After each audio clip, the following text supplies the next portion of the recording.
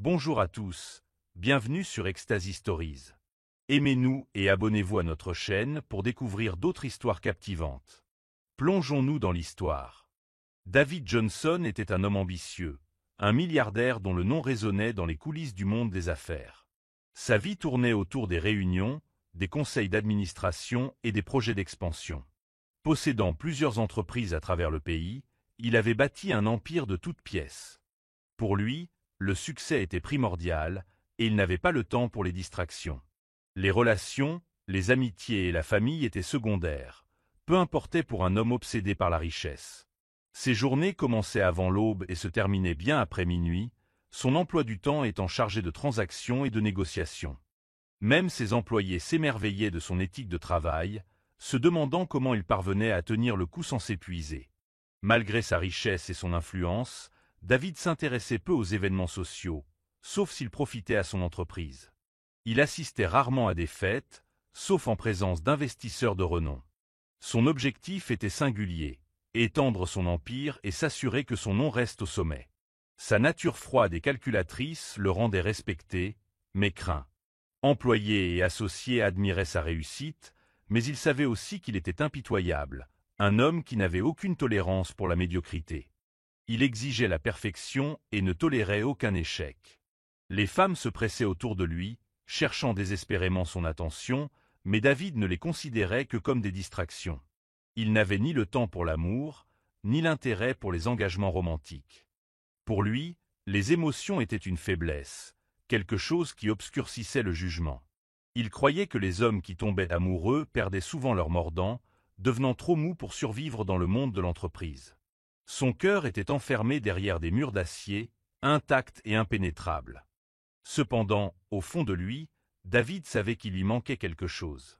Sans jamais l'admettre, il enviait parfois ses amis mariés, ceux qui avaient trouvé l'amour et fondé une famille.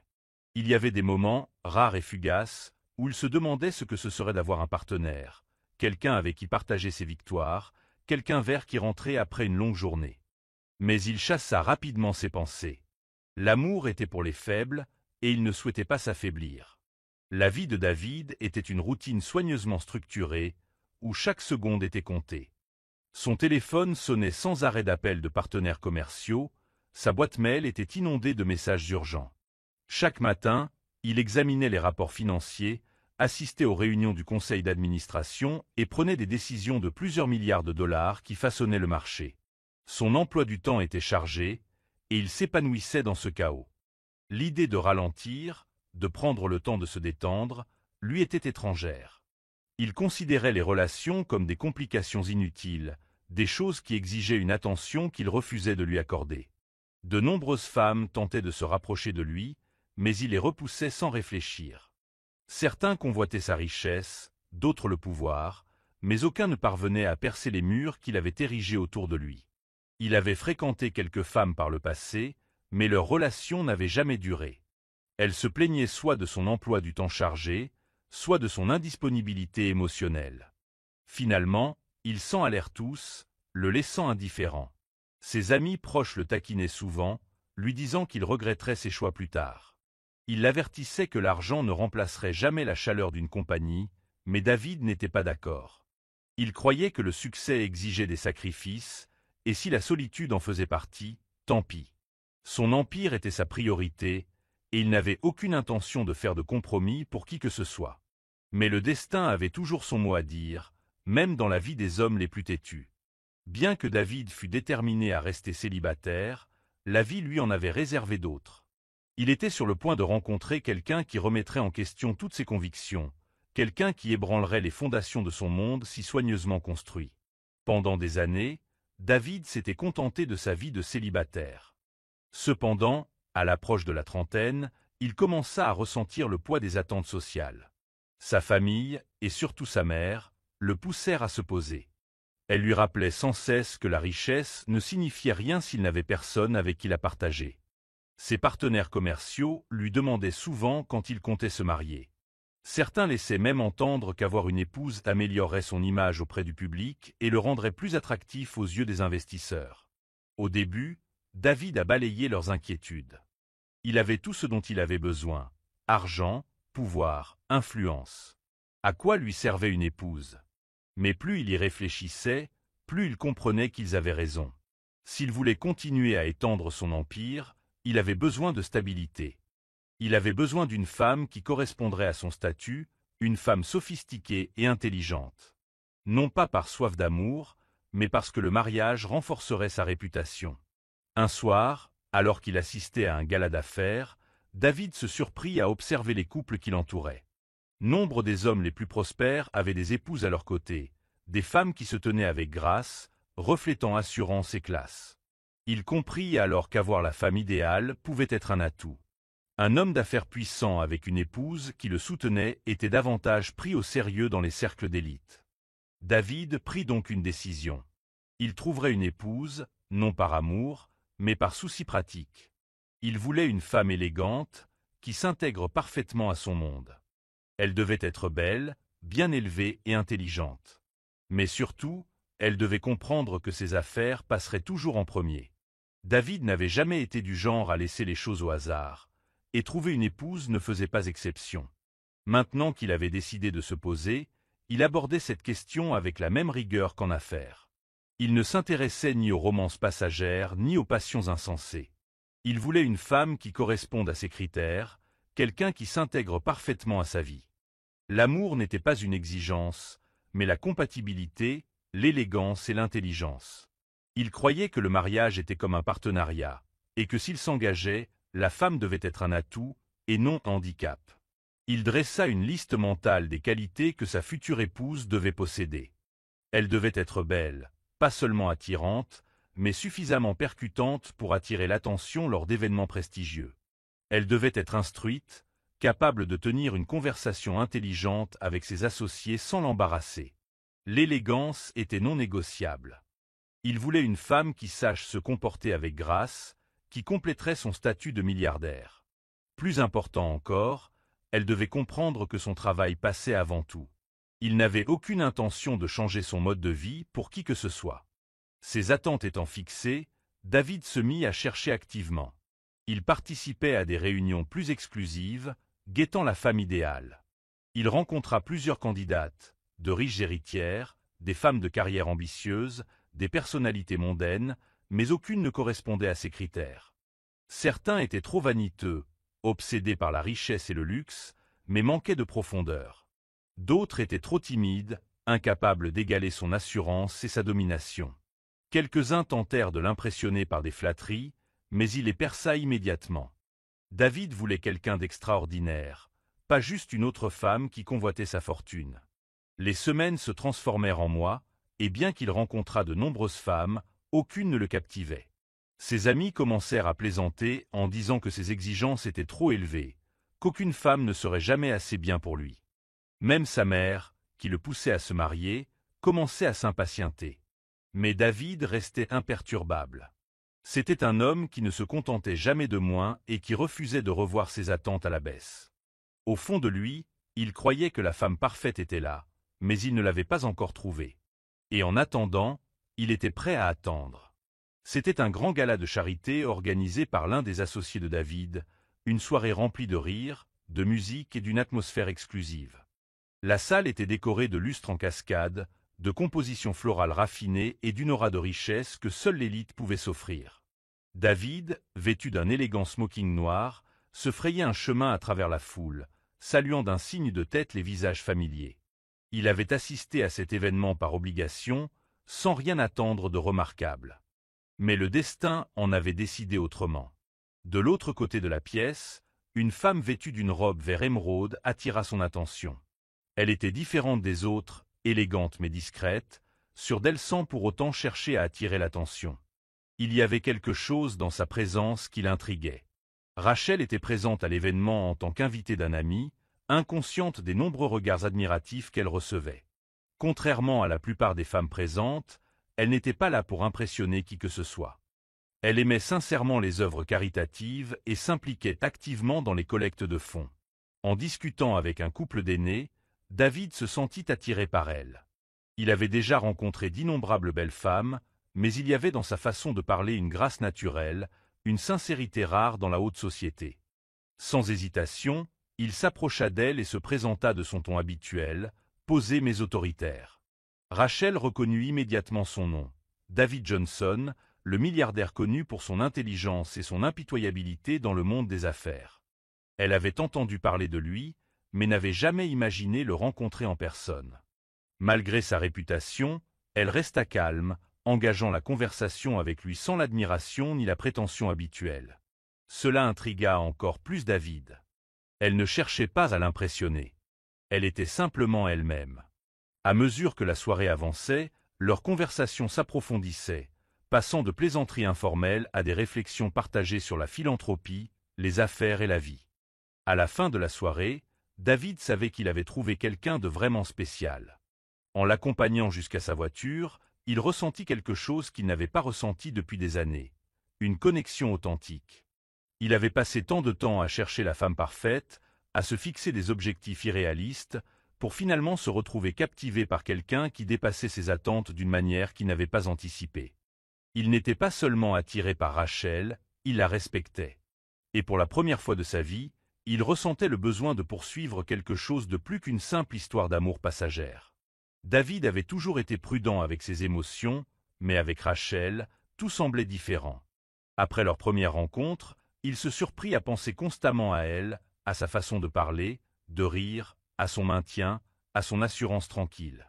Il était habitué à ce que les femmes le courtisent, mais avec Rachel, c'était l'inverse. Elle ne s'intéressait ni à sa richesse ni à son statut, ce qui ne faisait que renforcer son désir pour elle. Déterminé à la revoir, il utilisa ses relations pour obtenir son numéro et l'inviter à dîner. Rachel fut surprise, mais accepta de le rencontrer. Au cours des semaines suivantes, leur lien s'intensifia. David, qui avait autrefois cru que l'amour était secondaire à la compatibilité, se trouva captivé par sa gentillesse et son intelligence. Il admirait sa vision du monde, non pas à travers le prisme de la richesse et du pouvoir, mais à travers la compassion et la détermination. C'était le genre de femme qui s'arrêtait pour aider un inconnu, qui privilégiait l'honnêteté au luxe. Et David, qui avait passé des années à courir après les affaires et le succès financier, se retrouva à désirer quelque chose de plus authentique. Leur relation s'épanouit naturellement. David l'emmena dans des restaurants exclusifs, des îles privées et des complexes hôteliers de luxe, mais ce qui le surprit le plus, c'était le plaisir qu'il éprouvait à partager ces moments simples avec elle.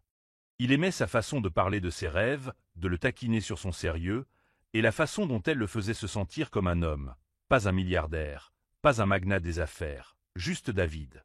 Il n'aurait jamais imaginé tomber aussi bas, mais avec Rachel, impossible de résister.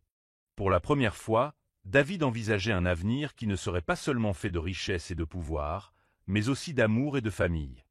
Il voulait Rachel à ses côtés, non seulement comme partenaire, mais comme la femme avec qui il passerait le reste de sa vie. Et une fois que David Johnson avait pris une décision, il ne pouvait plus revenir en arrière. David n'avait jamais été du genre à se retenir quand il désirait quelque chose, et avec Rachel, il voulait lui offrir le monde. C'était un homme aux grands gestes, et Rachel se retrouva bientôt comblée de cadeaux inimaginables. Il lui offrit des vêtements de créateur, des bijoux raffinés et même un appartement de luxe dans l'un des quartiers les plus prestigieux de la ville. Chaque rendez-vous était une affaire extravagante. Dîner dans des restaurants 5 étoiles, voyage en jet privé vers des destinations exotiques et virée shopping exclusive. Au début, Rachel était bouleversée. Elle n'avait jamais été du genre à mesurer l'amour à l'aune des biens matériels. Et si elle appréciait sa générosité, elle lui rappelait souvent qu'elle valorisait son temps et son attention plus que n'importe quel cadeau. David, en revanche, aimait la gâter.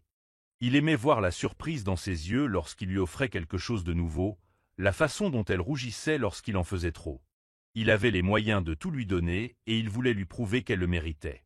Mais ce qui touchait le plus Rachel, ce n'étaient pas les cadeaux somptueux, mais les petits gestes attentionnés. La façon dont il se souvenait de chaque détail la concernant, de sa façon de prendre son thé, de ses livres préférés, des histoires qu'elle racontait sur son enfance. Il la surprenait avec des mots manuscrits, l'emmenait faire des promenades tranquilles malgré son emploi du temps chargé, et lui tenait la main comme si elle était la chose la plus précieuse au monde. Ces moments comptaient plus pour elle que n'importe quel collier de diamants. Leur amour s'approfondissait de jour en jour. Alors que le monde voyait en David un homme d'affaires impitoyable, Rachel voyait l'homme derrière l'empire, celui qui, malgré sa richesse, désirait simplement être aimé pour ce qu'il était.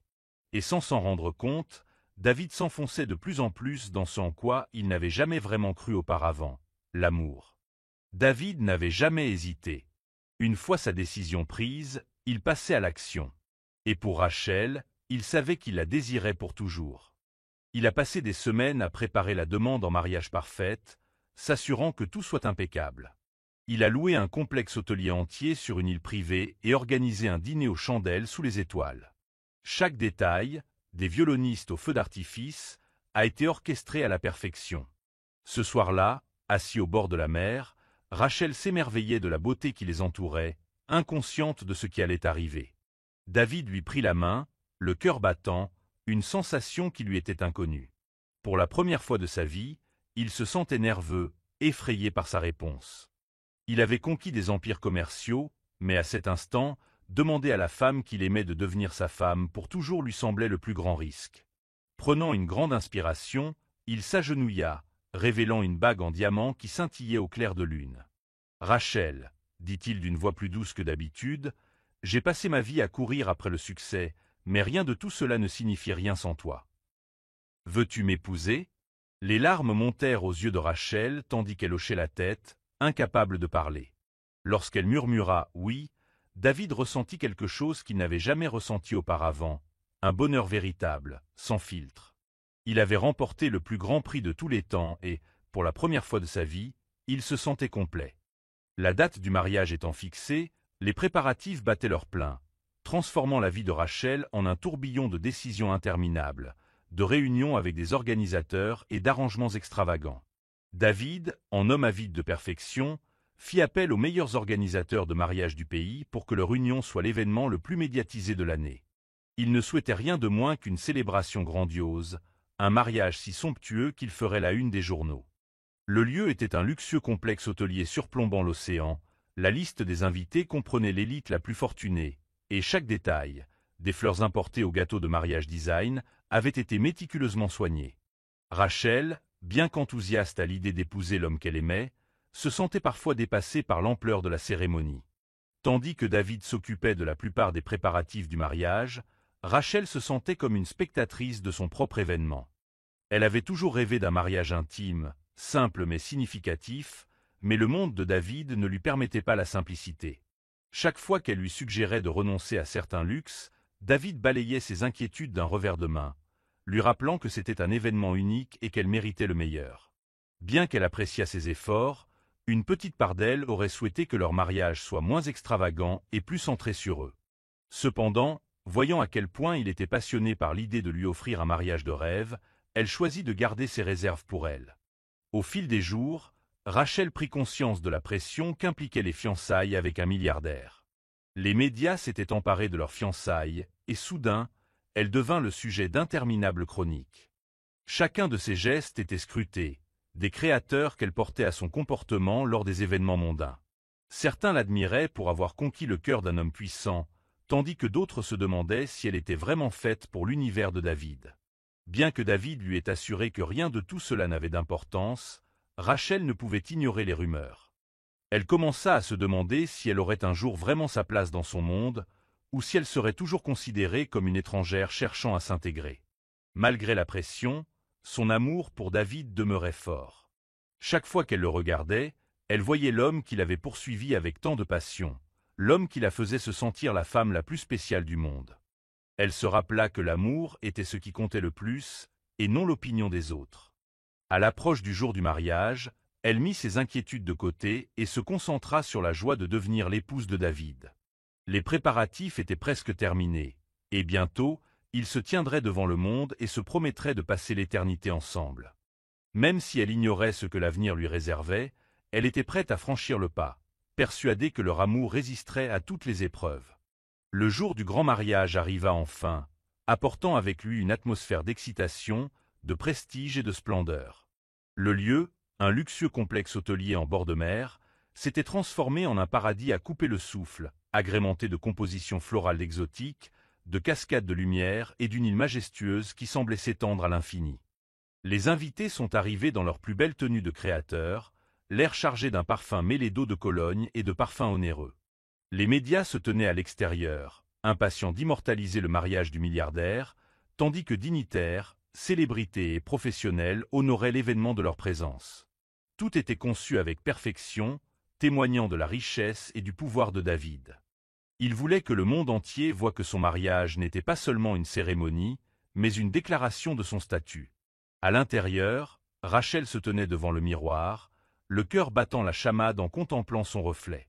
Elle était resplendissante dans sa robe sur mesure, dont les détails de dentelle raffinée scintillaient sous la douce lumière. Pourtant, malgré sa beauté extérieure, une étrange nervosité s'installait en elle. Elle se disait que ce n'était que le trac du mariage, mais au fond d'elle, elle ne parvenait pas à se défaire du sentiment d'entrer dans un monde auquel elle n'aurait peut-être jamais vraiment sa place. Elle repensa à ses rêves simples de mariage. Elle n'avait jamais imaginé un mariage aussi grandiose, avec tous les regards braqués sur elle. Mais aujourd'hui, il ne s'agissait pas de doute, mais de célébrer l'amour. Prenant une grande inspiration, elle se rappela qu'elle aimait David, et que c'était tout ce qui comptait. Alors qu'elle descendait l'allée, tous les regards se tournèrent vers elle, mêlant admiration et envie.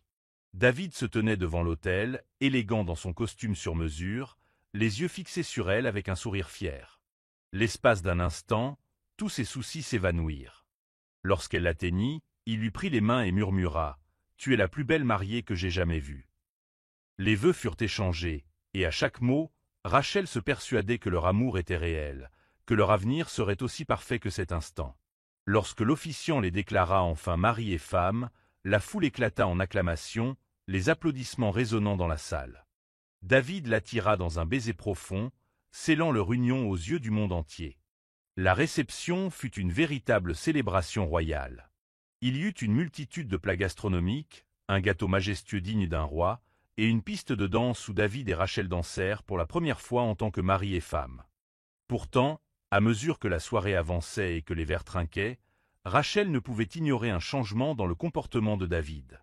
Il était entouré d'hommes influents, discutant affaires même le soir de ses noces. Lorsqu'il n'était pas occupé à réseauter, il savourait l'attention des invités prestigieux, savourant le pouvoir que lui conférait son nom. Rachel souriait malgré tout, se disant que c'était normal, que c'était le monde de David et qu'elle avait choisi d'en faire partie. Mais tandis que la fête se poursuivait, une voix intérieure lui murmurait que ce n'était que le début et que l'amour seul ne suffirait peut-être pas à les unir. Le mariage de David et Rachel était tout ce dont elle avait toujours rêvé. Dès l'échange de leurs vœux, David s'est donné pour mission de veiller à ce qu'elle ne manque de rien. Il l'adorait d'un amour si pur qu'il suscitait l'envie. Il l'emmenait dans des vacances extravagantes vers des destinations à couper le souffle, des plages paradisiaques des Maldives aux rues luxueuses de Paris. À chaque voyage, il veillait à ce que chaque instant soit unique, emplissant leur journée de rire, de romantisme et d'aventure. Rachel se sentait souvent submergée par l'amour que David déversait dans leur relation, et elle en chérissait chaque seconde. À la maison, leur amour était tout aussi intense. David se levait tôt pour la surprendre avec un petit déjeuner au lit, laissant des mots doux sur son oreiller lorsqu'il partait travailler. Chaque soir, il rentrait à la maison avec un bouquet de fleurs, veillant à ce qu'elle se sente toujours appréciée. Il l'écoutait raconter sa journée, la serrait dans ses bras chaque fois qu'elle avait besoin de réconfort et la rassurait constamment de son amour indéfectible. Pour lui, Rachel était tout son univers, et il voulait s'assurer qu'elle le sache. À chaque réception, David la présentait fièrement comme sa femme, se vantant de la chance qu'il avait de la voir. Il la comblait de compliments, la faisant rougir même en présence des autres. Quand les gens louaient sa beauté et son élégance, il souriait simplement et disait « Rachel se sentait en sécurité dans son amour, sachant qu'elle avait épousé un homme qui non seulement l'adorait, mais la respectait et la valorisait à tous égards. » La vie avec David était un conte de fées, et Rachel vivait un rêve de bonheur. Elle se demandait souvent comment elle avait eu autant de chance. Alors que le monde entier les admirait comme le couple parfait, Rachel savait que ce n'était pas seulement une question de richesse ou de biens matériels, mais la profondeur de leur lien, la façon dont David la faisait se sentir aimée, considérée et chérie. Et à cet instant, elle n'avait aucun doute. Elle avait trouvé l'homme qu'elle aimerait pour toujours. Pendant la première année de leur mariage, tout lui semblait un rêve. David et Rachel étaient inséparables, trouvant toujours le moyen de se rendre mutuellement heureux. Leur amour s'épanouissait de jour en jour, et leur foyer était rempli de rire et de chaleur. Ils voyageaient ensemble, participaient à des événements prestigieux et devinrent le couple influent que tout le monde admirait. Rachel se sentait souvent perdue dans l'amour que David lui portait, se sentant la femme la plus chanceuse du monde. Mais sous cette image parfaite, une pression invisible commençait à s'installer, une pression qu'aucun d'eux n'abordait ouvertement, mais qu'ils sentaient planer. Au fil des mois, les murmures commencèrent à se faire entendre. Lors des réunions de famille, les proches de David demandaient « Quand est-ce qu'on apprendra la bonne nouvelle ?» Sa mère, en particulier, commençait à faire des allusions subtiles à son désir d'avoir des petits-enfants. Au début, David balaya l'affaire du revers de la main, assurant que les enfants viendraient le moment venu. Mais à l'approche de leur 3e anniversaire de mariage, sans aucun signe de grossesse, les rumeurs se firent plus fortes. Amis, famille et même associés ont commencé à faire des commentaires, et David s'est vite senti profondément affecté par leurs attentes. Rachel, elle aussi, ressentait la pression. Elle ne désirait rien d'autre que donner un enfant à son mari, mais malgré tous ses efforts, tous les tests se sont révélés négatifs. Elle commença à consulter des médecins en secret, espérant trouver une solution, mais chaque résultat confirmait qu'elle n'avait aucun problème physique. Elle gardait ses difficultés secrètes, ne voulant pas inquiéter David, mais au fond d'elle, la peur de ne pas pouvoir concevoir pesait lourdement sur son cœur. L'atmosphère autrefois joyeuse de leur foyer commença à changer. Les conversations sur les enfants devinrent tendues, et David commença à prendre ses distances. S'il n'exprimait jamais ouvertement sa déception, Rachel la ressentait. L'homme chaleureux et affectueux qui la comblait autrefois d'amour s'éloignait peu à peu, et elle ne savait pas comment le faire revenir. Le poids des attentes pesait sur David, et, avec le temps, sa patience commença à s'épuiser. Il ne voyait plus Rachel avec la même adoration qu'autrefois. L'amour qui avait fait sa fierté était désormais assombri par la frustration et le doute. Chaque fois qu'il assistait à des événements où ses collègues amenaient leurs enfants, un profond sentiment de nostalgie l'envahissait. Il commençait à se demander s'il avait fait le bon choix en épousant Rachel. À la maison, son attitude changea. Il ne l'accueillait plus avec enthousiasme à son retour du travail. Leurs conversations étaient brèves, tournant principalement autour du travail ou de sujets superficiels. Les soirées en amoureux se faisaient rares, et le silence régnait dans la maison autrefois animée. Rachel remarqua le changement, mais refusa d'accepter que leur mariage s'effondrait. Elle croyait qu'en s'accrochant, les choses s'amélioreraient. David, quant à lui, avait déjà commencé à se replier sur lui-même. Il passait plus de temps au travail et trouvait des excuses pour rentrer tard. Il se consacrait entièrement à son entreprise, s'en servant comme d'une échappatoire à la déception grandissante de son mariage. Quand Rachel essayait de parler de leurs difficultés, il la balayait d'un revers de main en lui disant « Arrête de t'inquiéter autant. Cela arrivera quand cela arrivera. » Mais ces mots semblaient vides, dépourvus de la chaleur qu'ils contenaient autrefois. Pour la première fois depuis leur mariage, Rachel se sentait seule. L'homme qu'il avait l'autrefois traité comme une reine s'éloignait peu à peu, et malgré tous ses efforts pour le rejoindre, il s'éloignait toujours plus. La tension dans leur foyer atteignit des sommets insupportables. David, autrefois un homme qui n'osait pas élever la voix contre Rachel, se retrouvait désormais à s'en prendre à elle pour des broutilles. Si elle oubliait de préparer son plat préféré, il la fusillait du regard, frustré. Si elle essayait de lui parler de leur mariage, il s'énervait, l'accusant de mettre des drames inutiles dans sa vie. L'amour qui caractérisait autrefois leur relation s'était transformé en ressentiment. Un soir, après une longue journée de travail, David rentra chez lui de mauvaise humeur. Rachel, s'accrochant encore à l'espoir d'arranger les choses, prépara son plat préféré et l'accueillit avec un sourire. Mais au lieu d'apprécier ses efforts, il se moqua. « À quoi bon tout ça? Tu ne peux même pas me donner un enfant, et tu crois que cuisiner va tout arranger ?» Ces mots la blessèrent profondément, laissant Rachel abasourdie. Les larmes lui montèrent aux yeux, mais elle refusa de pleurer devant lui. « David, pourquoi dis-tu ça? On est tous dans le même bateau. On peut trouver une solution. » Mais David était déraisonnable. Il se leva et, de colère, fit tomber l'assiette de la table. « Je n'ai pas besoin d'une femme stérile qui se cherche des excuses. J'ai besoin d'une femme qui puisse porter mon héritage, » hurla-t-il avant de s'en aller. Cette nuit-là, Rachel était allongée dans son lit, les yeux rivés au plafond, réalisant que l'homme qu'elle avait aimé de tout son cœur n'était plus le même. Et pour la première fois, elle se demanda si leur mariage valait vraiment la peine d'être sauvé. Désespérée de réparer son mariage, Rachel passa des jours à se renseigner sur l'adoption. Si elle ne pouvait pas concevoir, peut-être pourrait-il donner naissance à un enfant et aurait-il besoin d'un foyer. Un soir, avec enthousiasme et espoir, elle a évoqué l'idée avec David. David, j'y ai réfléchi. On devrait peut-être envisager l'adoption. Il y a tellement d'enfants dehors qu'elle n'a pas pu finir sa phrase avant que David n'explose de rage. L'adoption? Tu plaisantes? S'esclaffa-t-il. Tu crois que moi, David Johnson, milliardaire, j'élèverai l'enfant d'un autre? As-tu une idée de ce que les gens diront? Ces mots étaient empreints de dégoût, et Rachel sentit son cœur se briser. Mais David, murmura-t-elle d'une voix tremblante, un enfant est une bénédiction, peu importe d'où il vient. On pourrait offrir à quelqu'un un foyer, un avenir, ça suffit, aboya-t-il. Si tu ne peux pas me donner mon propre enfant, alors peut-être devrais-je trouver quelqu'un qui le pourra. Ces paroles la giflèrent comme une gifle, et Rachel recula d'un pas, sentant son monde s'écrouler.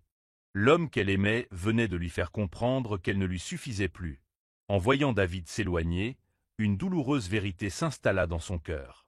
Leur mariage lui filait entre les doigts, et malgré tous ses efforts pour tenir bon, elle le sentait se briser. La frustración de David se transforma en determinación. Il avait besoin d'un héritier, et si Rachel ne pouvait pas lui en donner un, il trouverait quelqu'un qui le pourrait. Il ne considérait plus leur mariage comme sacré.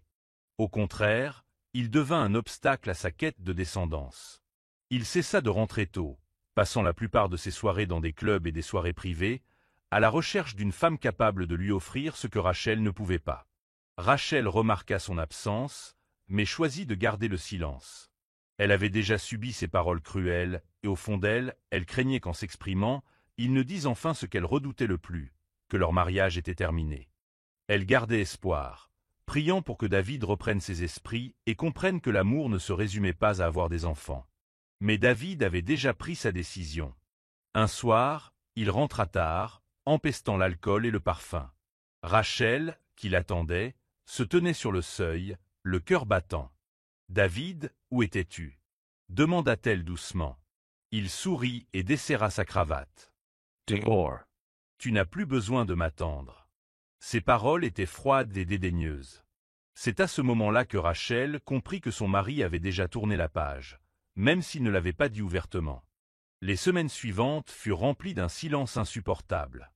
David reconnaissait à peine l'existence de Rachel, et les rares fois où il le faisait, c'était seulement pour lui lancer une remarque blessante. L'amour qui caractérisait autrefois leur mariage avait disparu, remplacé par un vide étouffant. David avait toujours été un homme exigeant, et lorsqu'il a décidé de trouver une autre femme, il voulait une femme non seulement belle, mais aussi sûre d'elle et dynamique. C'est alors qu'il a rencontré Sandra. Elle était tout ce que Rachel n'était pas, audacieuse, franche et coquette. Contrairement à Rachel, qui se tenait avec grâce et humilité, Sandra appréciait l'attention, et David fut attiré par sa personnalité fougueuse. Le premier soir de leur rencontre dans un club exclusif, Sandra prit soin de laisser une impression. Vêtue d'une robe moulante, elle s'approcha de David sans hésitation, posant une main sur son épaule. « Tu as l'air d'un homme qui obtient ce qu'il veut », ronronna-t-elle. David eut un sourire narquois. « Et tu as l'air d'une femme qui sait ce qu'elle fait. » Leur conversation était rythmée par les rires, les boissons et les caresses subtiles. Pour la première fois depuis des années, David ressentait de l'excitation. Avec Sandra, pas d'attentes excessives, pas de discussion sur les responsabilités, juste du plaisir. Plus il passait de temps avec elle, plus il se persuadait que c'était ce qui lui manquait. Rachel, avec sa nature calme et patiente, lui semblait soudain fade en comparaison. Il ne fallut pas longtemps avant que Sandra ne commence à tirer son épingle du jeu. Elle lui murmura à l'oreille « Un homme puissant comme toi mérite une reine capable de lui donner tout ce qu'il désire. » C'était le coup de pouce dont David avait besoin. Il était convaincu que Sandra était la femme qui lui donnerait l'héritier qu'il désirait tant. La liaison de David avec Sandra s'envenima rapidement. Il la comblait de cadeaux coûteux, l'emmenait en vacances privées et la faisait se sentir comme la femme la plus importante de sa vie. Chaque jour qui passait, il s'éloignait de Rachel, ne se sentant plus coupable de ses actes. Dans son esprit, Sandra représentait son avenir. Sandra, quant à elle, jouait parfaitement son rôle. Elle flattait David, lui donnait un sentiment de puissance et lui rappelait constamment son admiration pour lui. Elle flattait son ego en lui disant qu'un homme comme lui avait besoin d'une femme forte à ses côtés, et non d'une femme faible et stérile comme Rachel. Et David, aveuglé par le désir et l'ambition, croyait chacun de ces mots. Rachel, bien que le cœur brisé, n'était pas aveugle. Elle avait vu les changements chez David, sa façon de s'habiller plus souvent, ses appels téléphoniques secrets, les nuits où il ne rentrait jamais. Et lorsqu'elle avait enfin vu une photo de David et Sandra ensemble, souriant dans un restaurant luxueux, elle avait compris la vérité. Son mari était tombé amoureux d'une autre femme. Pourtant, au lieu de l'affronter, elle avait gardé le silence. Elle s'était battue pour leur mariage assez longtemps. Si David avait choisi une autre voie, elle ne se serait pas opposée à lui. Elle méritait mieux qu'un homme qui ne l'appréciait plus. David savait qu'il devait faire un choix. Il ne pouvait pas continuer à mener une double vie. Sandra avait commencé à lui mettre la pression, lui demandant quand il la prendrait enfin pour femme. Elle voulait la sécurité, un titre et, par-dessus tout, être la femme qui porterait son premier enfant. Un soir, David entra chez lui et regarda Rachel comme une étrangère. Elle était assise sur le canapé, lisant un livre, toujours aussi gracieuse. Mais pour lui, elle n'était plus la femme qu'il avait aimée. « Il faut qu'on parle », dit-il d'une voix dénuée d'émotion. Rachel leva les yeux, devinant déjà ce qui allait arriver. « Vas-y », murmura-t-elle. David prit une grande inspiration. « Je veux divorcer ». Les mots restèrent suspendus dans l'air, lourds et définitifs. Il s'attendait à ce qu'elle pleure, qu'elle le supplie de rester. Mais à sa grande surprise, elle ne le fit pas. Elle ferma simplement son livre, le mit de côté et hocha la tête. « Ok », dit-elle. Pour la première fois, ce fut David qui fut surpris. Il s'attendait à une résistance, mais il a plutôt rencontré une acceptation silencieuse. Et, d'une certaine manière, cela l'a plus perturbé que tout. La procédure de divorce a été rapide. David, dans son arrogance, pensait rendre service à Rachel en lui offrant une issue à un mariage qui ne fonctionnait pas. Il avait déjà accueilli Sandra dans sa vie, se préparant à un nouveau départ. Il pensait que Rachel serait dévastée, brisée au-delà de toute réparation. Mais elle ne l'était pas. Le jour de la signature des papiers définitifs, Rachel le retrouva à son bureau. Elle était radieuse, sa beauté inébranlée par la douleur qu'il lui avait infligée. Elle signa les documents d'une main ferme, l'air calme. « Je te souhaite bonne chance, David », dit-elle simplement avant de s'éloigner. David la regarda partir, s'attendant à ressentir du soulagement. Mais au lieu de cela, un étrange vide s'installa en lui. Il avait gagné, il était libre d'être avec Sandra, de commencer une nouvelle vie. Mais pourquoi avait-il l'impression d'avoir perdu quelque chose de bien plus précieux? Rachel sortit du bureau la tête haute, déterminée à ne jamais regarder en arrière. Elle avait aimé David de tout son cœur, mais elle refusait de le supplier pour un amour qui n'était plus le sien. Son cheminement ne faisait que commencer et, pour la première fois depuis longtemps, elle ressentait de l'espoir pour l'avenir. Après le divorce, Rachel se retrouva seule et en difficulté. Elle avait été une épouse dévouée pendant des années, persuadée que son amour et sa loyauté envers David suffiraient. Mais maintenant, elle se retrouvait sans rien, sans toit, sans soutien financier et sans emploi. Elle postulait auprès d'innombrables entreprises, envoyait des CV et se présentait à des entretiens, mais refus sur refus s'accumulaient. De nombreux employeurs ont mis en doute son manque d'expérience professionnelle récente, tandis que d'autres semblaient réticents à embaucher une ancienne épouse de milliardaire. Chaque refus a miné sa confiance en elle. Elle a emménagé dans un petit appartement délabré, utilisant ses maigres économies pour survivre. Ses amis qui l'avaient autrefois admirée pour son rôle d'épouse de David s'éloignèrent, murmurant dans son dos sa disgrâce. La solitude était insupportable, mais elle refusait d'abandonner. Elle avait survécu à la cruauté de David, elle survivrait à celle-ci aussi. Un jour, elle entra dans un restaurant chic, espérant postuler pour un poste de réceptionniste. Le gérant jeta à peine un coup d'œil à son CV avant de secouer la tête. « Je suis désolé, mais nous n'avons pas de poste vacant. » Le cœur de Rachel se serra.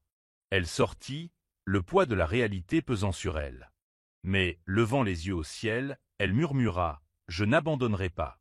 Mon histoire n'est pas terminée. » Sa résilience s'était mise à rude épreuve chaque jour, mais elle refusait de laisser son passé définir son avenir. Elle était déterminée à reconstruire sa vie, même si cela impliquait de tout recommencer à zéro. Après des semaines de recherche, Rachel a finalement trouvé un emploi dans un petit restaurant très fréquenté. Ce n'était pas prestigieux, mais c'était un travail honnête, et elle en était reconnaissante. Elle travaillait de longues heures, prenant les commandes, nettoyant les tables et servant les clients avec le sourire. Certains jours étaient plus difficiles que d'autres, surtout lorsqu'elle croisait des gens qui la reconnaissaient. Ils murmuraient « N'est-ce pas l'ex-femme de David ?»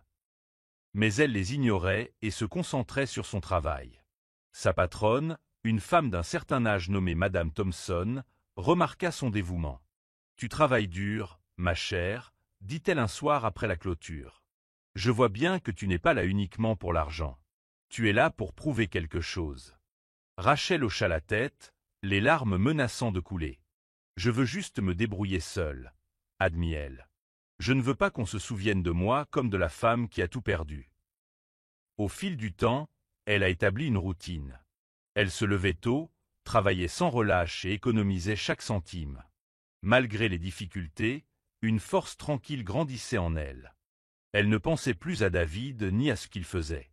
Elle se concentrait sur elle-même, guérissant d'une manière qu'elle n'aurait jamais cru possible. Un soir, alors qu'elle servait un groupe d'hommes d'affaires, un homme attira son attention. Il était différent, élégant, sûr de lui et l'observait avec intérêt. Lorsqu'elle s'approcha pour prendre sa commande, il sourit. « Comment t'appelles-tu » demanda-t-il. « Rachel » répondit-elle, ignorant que ce moment allait changer sa vie à jamais. Le mariage de David et Sandra fut grandiose. La cérémonie somptueuse eut lieu dans un complexe hôtelier exclusif, en présence d'invités prestigieux, de magnats du monde des affaires et de célébrités. Les médias ont couvert chaque détail, de la robe de créateur époustouflante de Sandra aux décorations extravagantes qui ornaient la salle. En regardant Sandra s'avancer vers l'autel, David a ressenti une grande satisfaction. C'était ce qu'il avait toujours désiré, une épouse belle et dynamique, qui comprenait le luxe dans lequel il vivait et l'acceptait sans réserve. Sandra était tout ce dont il avait rêvé, charmante, sûre d'elle et pleine de vie. Contrairement à Rachel, elle savait profiter de la richesse sans hésitation. Elle savourait l'attention, savourant la gloire d'être l'épouse d'un milliardaire. David trouvait son énergie exaltante et pour la première fois depuis des années, il se sentait véritablement vivant. Leur lune de miel fut rythmée par des vacances exotiques, des fêtes sur un yacht et des cadeaux extravagants. Partout où ils allaient, ils faisaient tourner les têtes, un couple parfait profitant du meilleur de la vie. Les mois passèrent et leur mariage demeura heureux. Sandra était dévouée à David, le comblant d'affection et veillant à son bonheur permanent. Elle assistait à ses événements professionnels à ses côtés, charmait ses associés et était fière d'être l'épouse parfaite. En retour, David l'adorait. Il veillait à ce qu'elle ne manque de rien, lui offrant tout ce qu'elle désirait, des voitures de luxe aux bijoux de créateurs. Leur histoire d'amour était enviée, un mélange harmonieux de passion, de richesse et de complicité. Avec Sandra à ses côtés, David se sentait invincible. Il avait construit la vie qu'il désirait, libéré des déceptions du passé. Rachel n'était plus qu'un chapitre clos, un vieux souvenir qui n'avait plus sa place dans sa nouvelle réalité. Avec Sandra, il était convaincu d'avoir enfin fait le bon choix et ne regrettait rien. De retour au restaurant, la vie de Rachel prit une tournure inattendue. L'homme élégant qu'elle avait servi ce soir-là revint le lendemain. Et le suivant. Son nom était Michael Milton, un milliardaire connu pour son sens aigu des affaires et sa générosité. Contrairement à David, il n'était ni arrogant ni prétentieux. Il était gentil, observateur et sincèrement intéressé par elle. Au début, Rachel hésitait. Elle s'était jurée de ne plus jamais tomber amoureuse d'un homme riche. Mais Michael était différent. Il ne la méprisait pas et ne la plaignait pas. Il admirait sa force, sa résilience. Il restait après la fermeture, lui parlant de la vie, de ses rêves et de tout ce qui se passe entre les deux. Un soir, alors qu'il sortait du restaurant, il se tourna vers elle et lui dit « Tu mérites mieux, Rachel. Tu mérites le bonheur. » Ces paroles la touchèrent profondément. Personne ne lui avait jamais dit cela auparavant, pas même David. Lentement, Michael commença à briser les murs qu'elle avait érigés autour de son cœur. Il lui a montré que l'amour n'était pas une question de pouvoir ou de contrôle. C'était une question de gentillesse, de patience et de respect. Et pour la première fois depuis des années, Rachel a ressenti quelque chose qu'elle avait oublié depuis longtemps, l'espoir.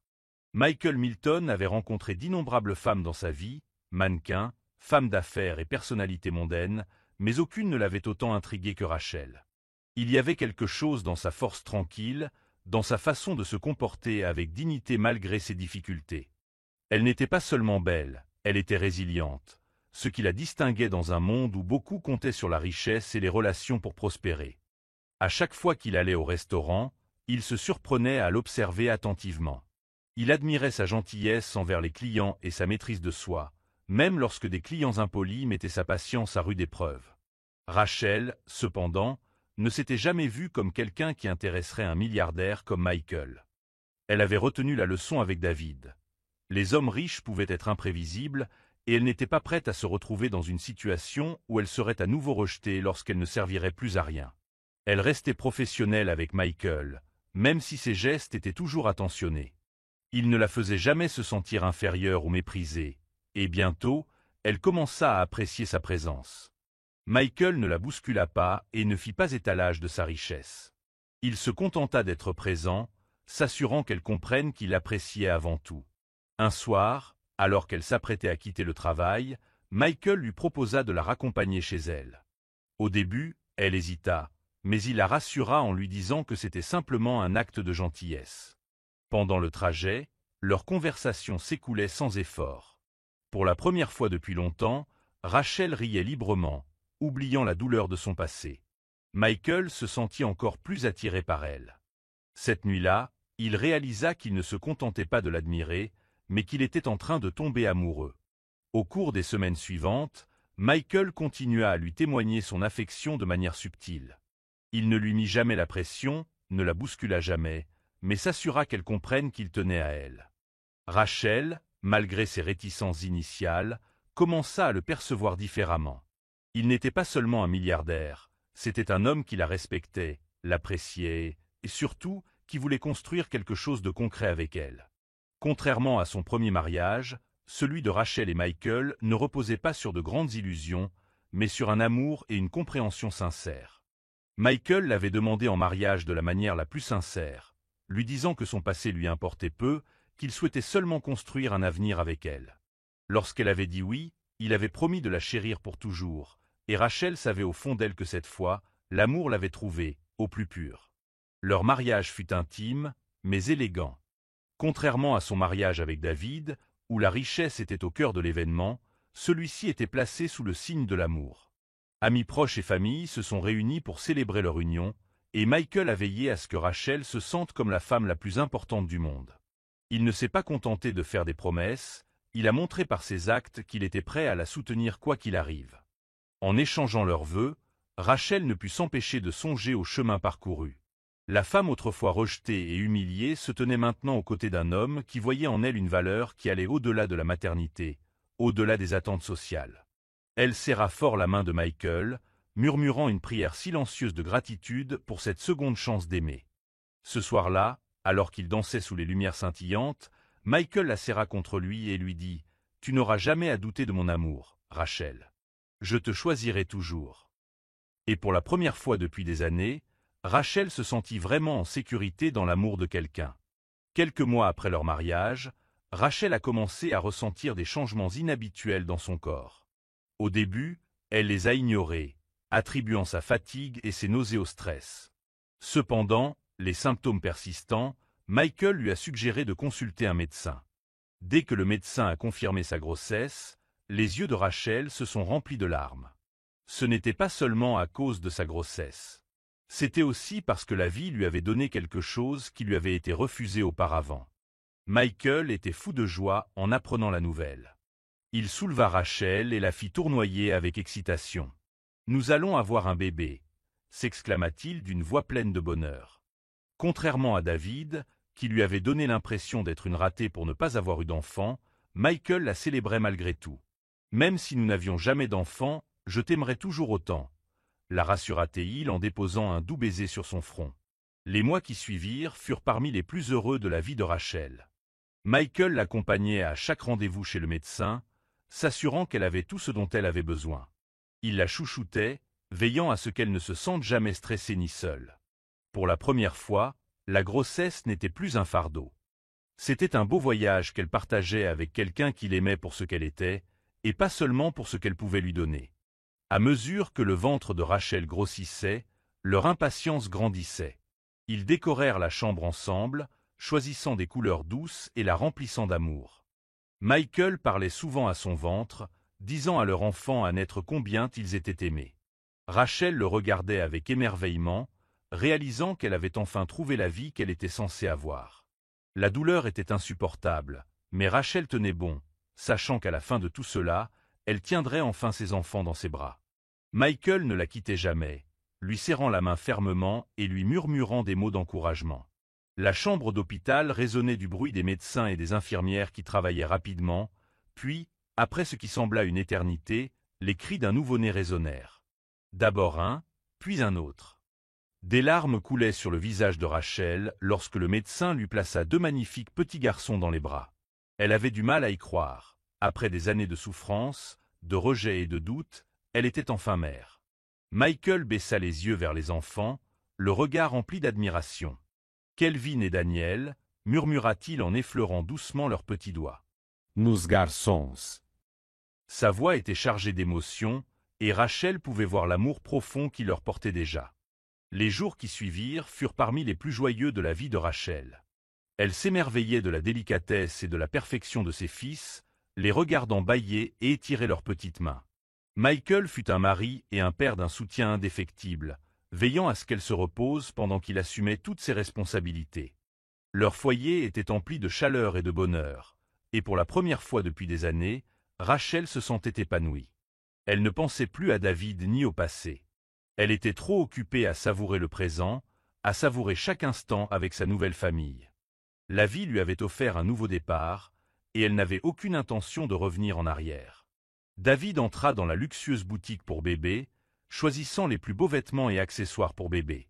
Sandra était enfin enceinte, et il était déterminé à lui assurer tout le nécessaire. Après des années à rêver d'un enfant, il se sentait enfin comblé. Il imaginait déjà l'expression des gens lorsqu'il exhiberait son enfant à naître. Il prouverait à tous, et surtout à Rachel, que le problème n'avait jamais été le sien.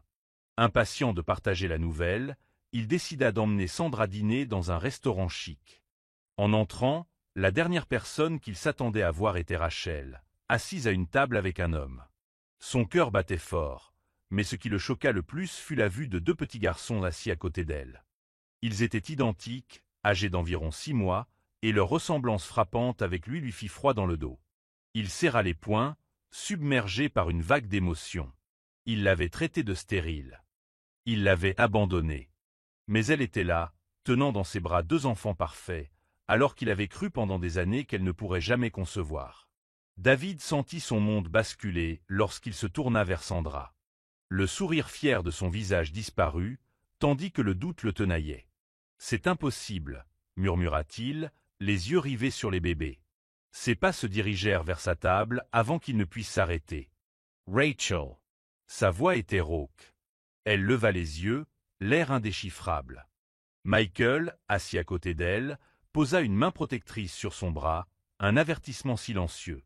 Rachel resta calme, son regard croisant celui de David. « Oui, David », demanda-t-elle d'une voix douce. Il déglutit difficilement, son regard passant des jumeaux à elle. « Sont-ils à moi ? Sont-ils à moi ?» La question quitta à peine ses lèvres que Michael laissa échapper un petit rire. « Tu as perdu le droit de demander ça le jour où tu l'as abandonné », dit Michael fermement. Rachel esquissa un petit sourire serein. « Voici mes fils, Kelvin et Daniel.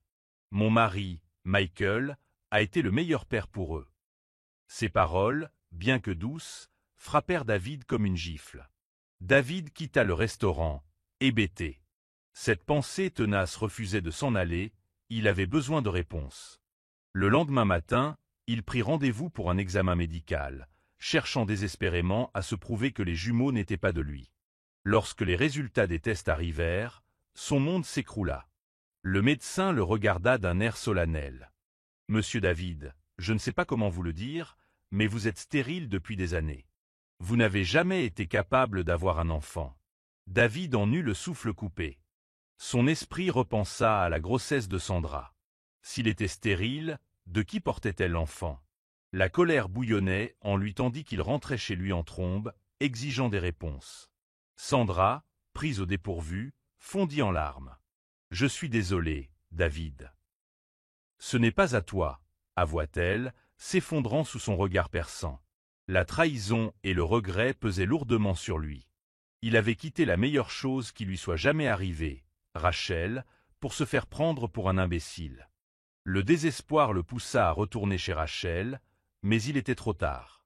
Quand elle le vit, il n'y avait aucune chaleur dans ses yeux, seulement de l'indifférence. « J'ai fait une erreur, » s'étrangla-t-il. « S'il te plaît, pardonne-moi. » Rachel prit une grande inspiration, la voix posée. « Je t'ai pardonné il y a longtemps, David. Mais j'ai tourné la page. J'ai une famille maintenant. » En fermant la porte, David réalisa qu'il avait tout perdu. Sa richesse, sa fierté et sa vie soi-disant parfaite ne signifiaient rien. La femme qu'il considérait comme acquise l'avait dépassé de loin, ne lui laissant que des regrets. Voilà la fin de l'histoire. Qu'avez-vous appris? Aimez notre chaîne et abonnez-vous pour découvrir d'autres histoires intéressantes. Merci d'avoir regardé.